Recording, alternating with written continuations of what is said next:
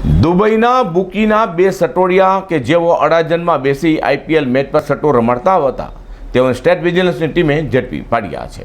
દુબઈમાં બેસી આઈપીએલની મેચ પર ઓનલાઈન સટ્ટો રમાડતા બુકી જીગર ટોપીવાલાને બે સટોડિયા ભરત ઠક્કર અને પ્રકાશ ઠક્કરને ગાંધીનગરની વિજિલન્સને બાતમીના આધારે અડાજણ ખાતે આવેલા એલપી સવાણી રોડ પરના શ્રીપાદ એન્ટેલિયાના ફ્લેટમાંથી ઝડપી પાડ્યા હતા। તો બંને સટોડિયા પાસેથી લેપટોપ, 3 મોબાઈલ ફોન, રોકડ મળી 51,310નો મુદ્દામાલ કબજે કર્યો છે। વધુમાં બંને સટોડિયાના લેપટોપ અને ફોનમાં ઓનલાઈન ક્રિકેટ સટ્ટાની વેબસાઇટમાં તપાસ કરી હતી, જેમાં સટોડિયાઓના connection Dubai, UK, Kolkata, Delhi હોવાનું પણ જણાવ્યું છે।